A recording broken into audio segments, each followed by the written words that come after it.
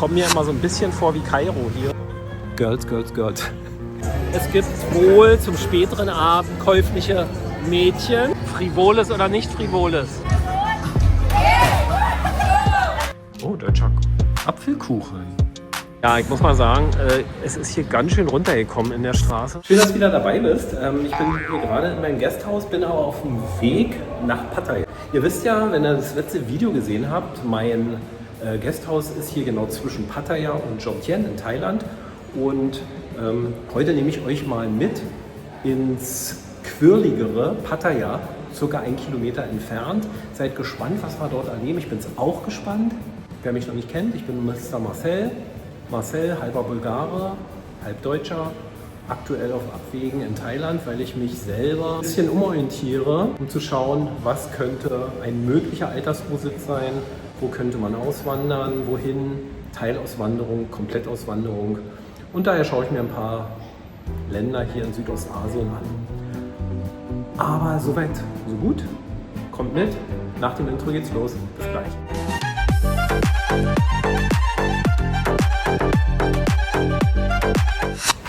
So, dann geht's mal raus. Will ich mal umschalten.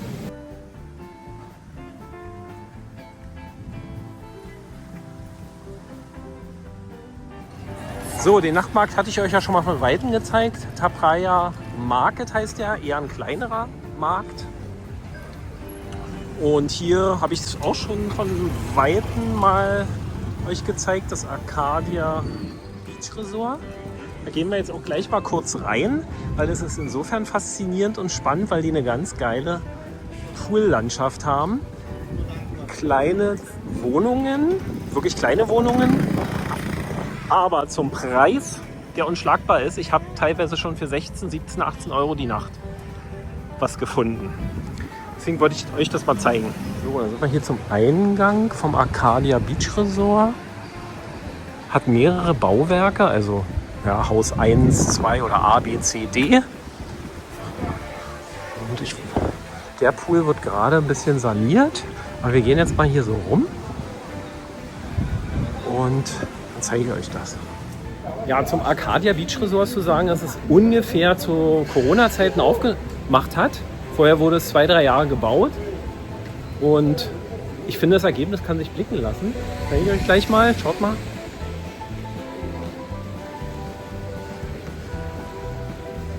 Hier, und das zieht sich hier, das Wasser zieht sich einmal hier komplett rum um das Gebäude.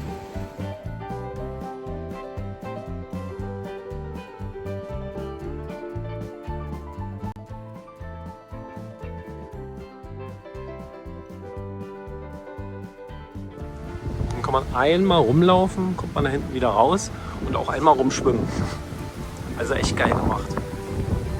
Also ich verlinke es euch natürlich in der Videobeschreibung, dass ihr mal sehen könnt, wie die Preise sind. In der Hochsaison natürlich ein bisschen teurer. Nebensaison kriegt man es hier schon eine Wohnung für ab 18 Euro. Bei Airbnb ist auch dabei. Guckt einfach mal, gibt ein Arcadia Beach Resort, Airbnb, und dann wird da hundertprozentig fündig. Das sind meist Chinesen, die das vermieten, die das für relativ kleines Geld, so ab 1 Million wurden hier die Wohnungen verkauft, 1,5 Millionen Thai-Baht. Ja, also ein bisschen weniger als 50.000 Euro. Da haben natürlich die Chinesen zugeschlagen, könnt ihr euch vorstellen. Ja? Und deswegen vermieten sie das hier auch recht günstig.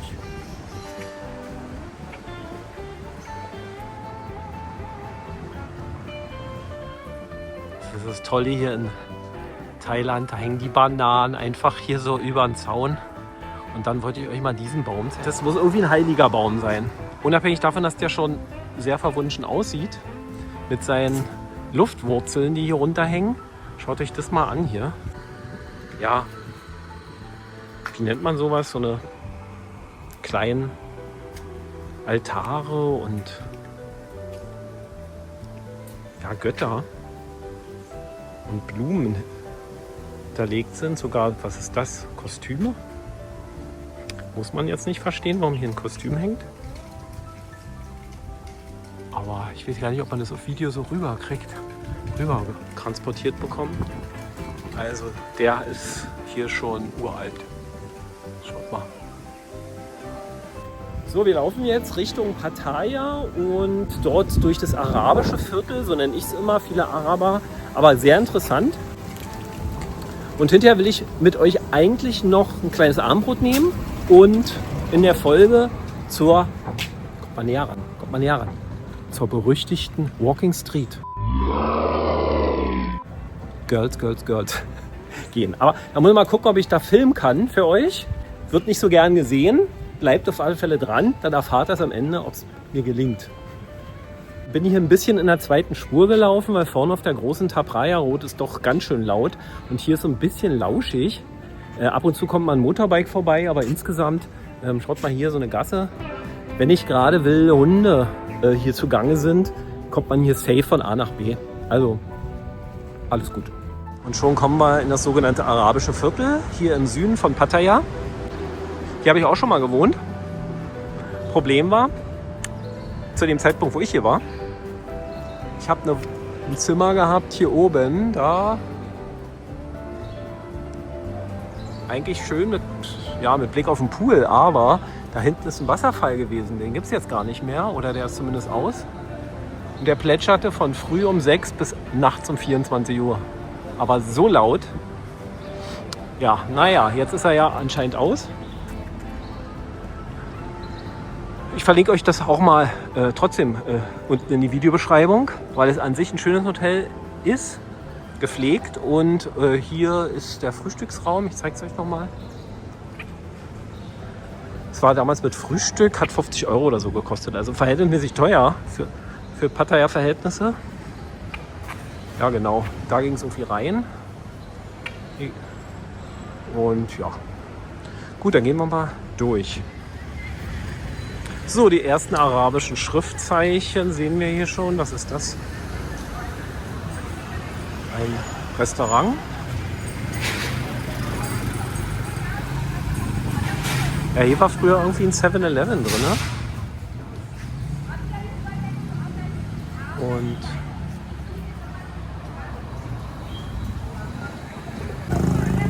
Motorbike vorrennt und hier, ihr wisst Bescheid. Tankstelle, kein Witz, für Motorbikes. Aber da werden wir nochmal speziell drauf eingehen. Kommen mir immer so ein bisschen vor wie Kairo hier. In Kairo oder in Damaskus, Beirut. Sawadikap.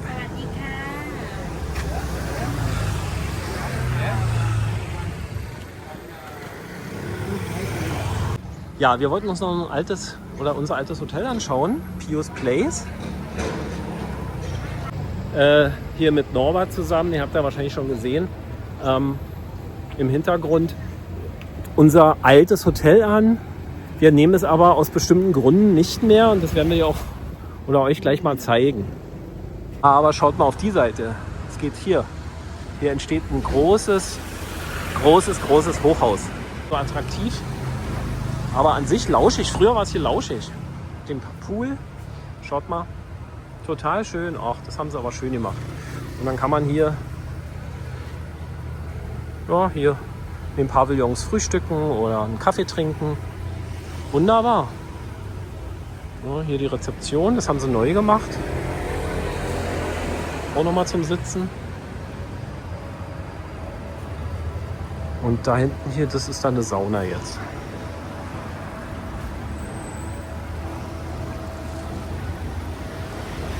Ja, also mir gefällt's, wenn nicht die Baustelle da drüben wäre. Also wenn ich das richtig verstehe, kommt hier so ein Hochhaus hier hin. Und das ist ja nicht schön, weil da ist nämlich Osten und da hat man frühmorgens, ja, die Sonne ist dann weg. Ja, ich muss mal sagen, es ist hier ganz schön runtergekommen in der Straße. Aber wir vermuten, dass hier im Grunde genommen kein Bestandsschutz mehr ist. Die Häuser irgendwann über kurz oder lang sowieso abgerissen werden und deswegen hier auch kein Handschlag mehr passiert. Aber das ist ja hier nicht mehr schön. Und hier wird man noch tatsächlich fündig. Wir gehen jetzt gleich mal rein. Ein deutscher Imbiss mitten in Pattaya Süd. Sawadikap. Oh, deutscher Apfelkuchen. Und Käsekuchen. Und dann mal fragen, wie teuer der ist. Ihr kennt mich, ich muss immer nach den Preisen fragen. Der eine hat neulich reingeschrieben als Kommentar, 15 Minuten sich Preise und Tiefkühlschränke anzugucken, ist langweilig. Ja, ich glaube aber trotzdem weiterhin, dass es viele interessiert und deswegen werde ich auch weiter euch die Preise in den Ländern zeigen. So, schauen wir uns mal an, was haben sie denn jetzt hier Schönes? Ja, hier ist schon der Kuchen, den ich gerade gesehen habe. Mit Brille auf wäre noch besser.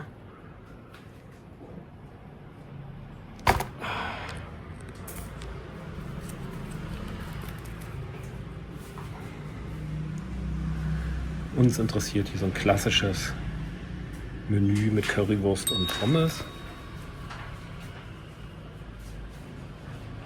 190 Baht.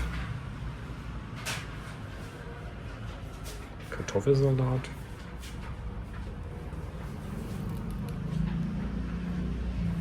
Schnitzel mit Bratkartoffeln. Ui, lecker. Ich blende euch die Preise mal ein. Deswegen werde ich sie jetzt nicht euch in Euro umrechnen.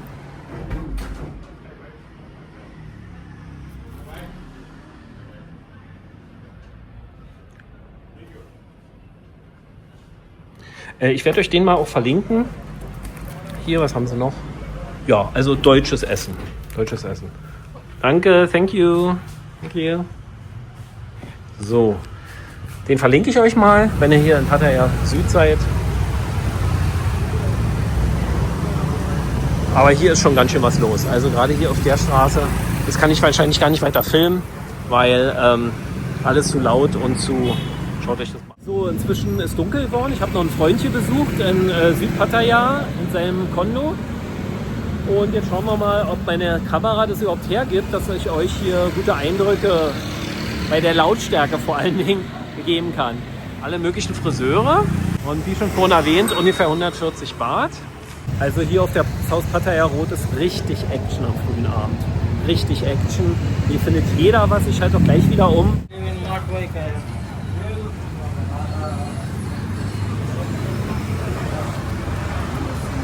Cannabis. Na klar. Das brauchen wir ja.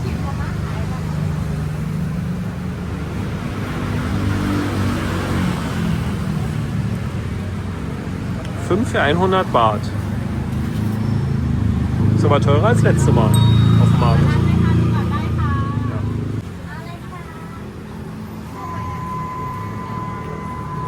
Ja. Logan. Oh, die sehen ja voll unecht aus.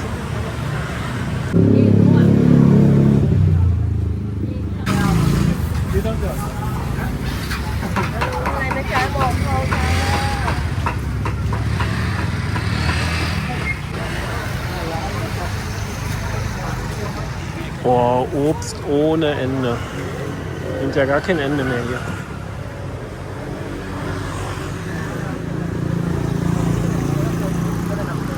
Obst ist auch schon schön, muss ich sagen, ja. So, und schon sind wir beim Street Food Market, genau.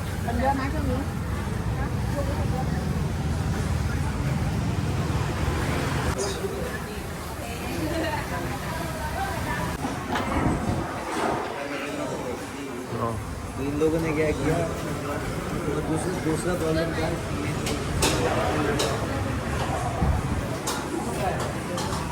Tja, was nehmen wir denn heute? Was empfehlen Sie? This one? Ja, ist 60, ja? 60? Yes, it's 60 baht. Okay, yes. Okay. Man ist ja wieder erschlagen hier von der Auswahl. Jetzt hier zum Beispiel indisches Essen, also hier ist der indische Stand. Nur mal ein paar Beispiele. Wie viele Gerichte sind das hier? 6 mal 10, 60 Gerichte. Ach, da geht es noch weiter. Aber ich habe mir jetzt genommen Frühlingsrollen, vegetarische Frühlingsrollen bestellt. Hier drüben bei der Dame. Thai Food. Eigentlich zuerst wollte ich hier das nehmen, Chicken Stir Fried with Cashew Nuts. Aber habe mich dann kurzfristig hierfür entschlossen. Genau, Sawadikap. Europäische Küche gibt es hier auch.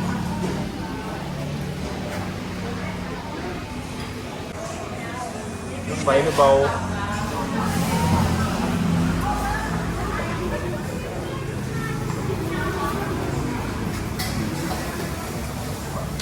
Oh, kriegt schon Hunger von den Gerichten, wa? Wenn man das anschaut.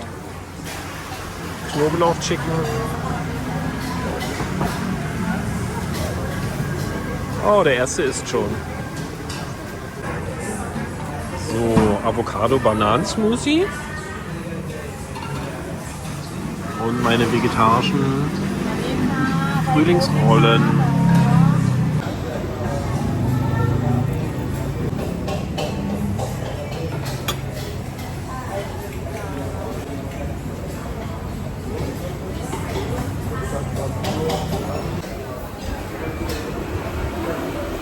A few moments later. So, jetzt sind wir auch schon aus dem Streetfood raus und mitten im Hustle und Bustle von South Pattaya. Aktuell denke ich sogar, dass es hier fast aussieht wie ein bisschen wie Istanbul. Schaut mal warum.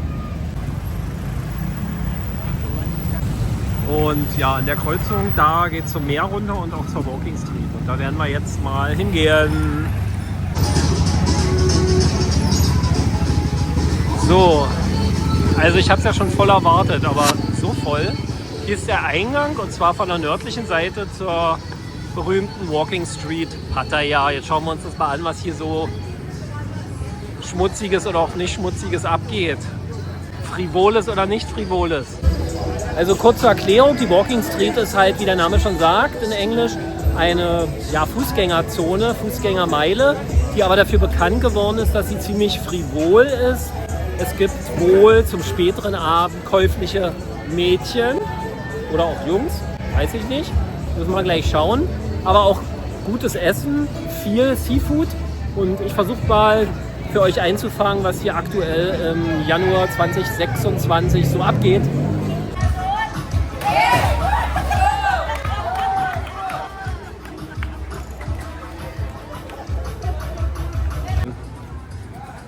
Ich dachte, die Mädchen fallen ins Wasser. 100 Baht, okay. Wissen wir auch schon mal den Preis?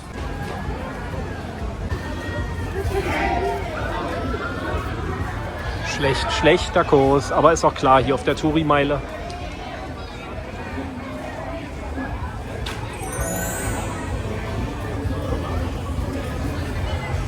Hier sieht man keine reellen Girls vorsitzen, aber Videos laufen.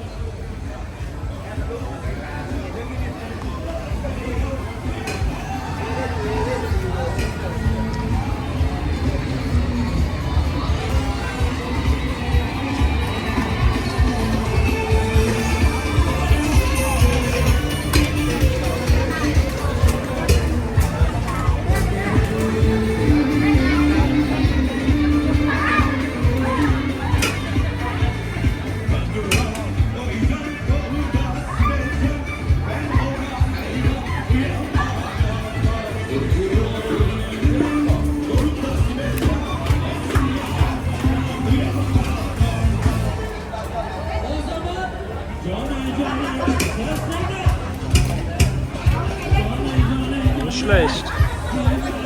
Vor allem da ist der frische Fisch.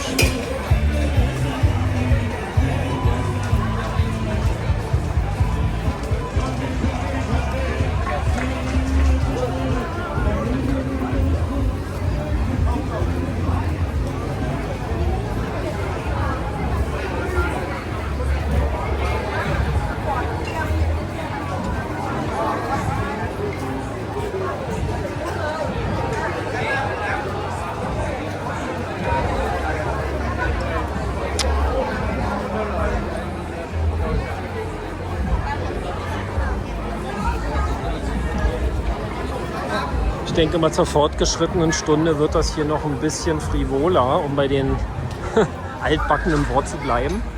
Aber jetzt, wo viele Familien mit Kindern noch unterwegs sind, glaube ich, dass das alles ein bisschen noch zurückhaltender.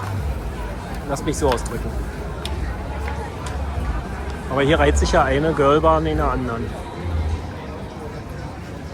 Auf der Seite auch.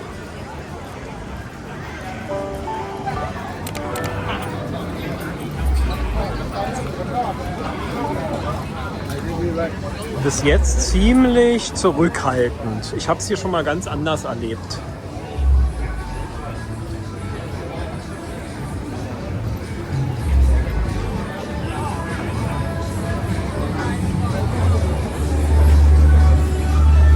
eine Eisbar.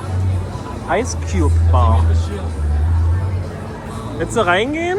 Musst du mit Mütze reingehen. Ist kalt. Ist die kalte Bar. Immer ein Erlebnis für die Thais.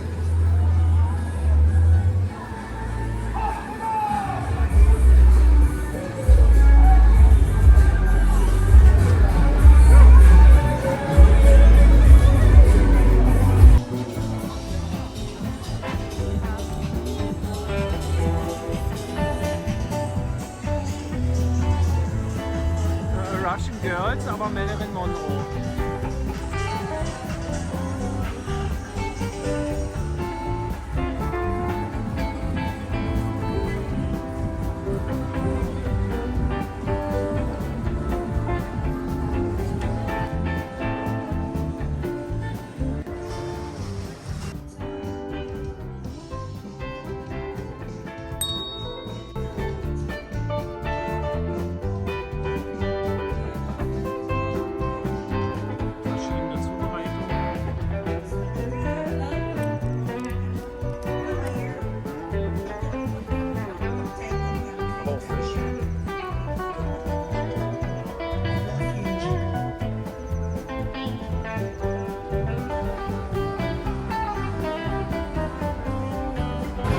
So, mir wurde gerade gesagt, dass hier ein neues italienisches Restaurant aufgemacht hat.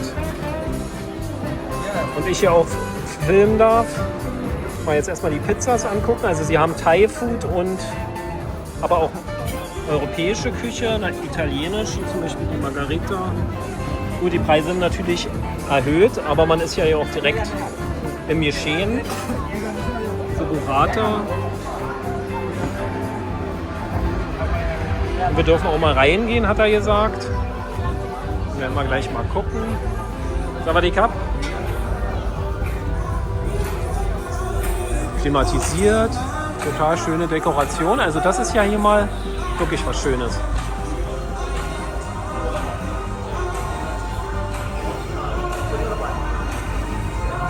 Nee, doch. Hat Stil. Toll. Hier die Lounge-Sessel. Kleine Bühne. Ja. Sehr nett.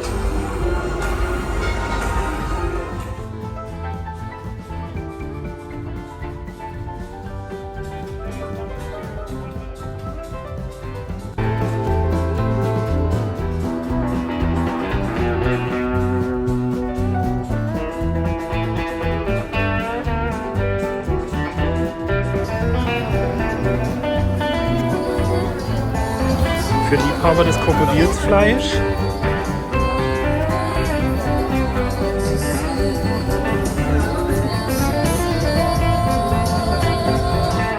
Am Ende der Walking Street angelangt und am Ende unseres heutigen Spaziergangs mitten durch Pattaya. Ich hoffe, es hat euch ein bisschen gefallen. Macht den Daumen hoch, wenn es euch gefallen hat. Macht den Daumen runter, wenn es euch nicht gefallen hat. Schreibt auch mal mir unten in die Kommentare, warum es euch nicht gefallen hat. Das würde mich echt interessieren. Ansonsten abonnieren nicht vergessen, kostenlos wie immer. Ich bin am Ende der Walking Street angekommen. Bali High nennt sich dieser Bereich, wo auch die Fähren rübergehen zur Insel Koh Larn. Ich habe mir jetzt ein Bolt Motorbike Taxi bestellt. Schauen wir mal, wo es bleibt. Und das fährt mich für 29 Baht zurück in mein Gasthaus.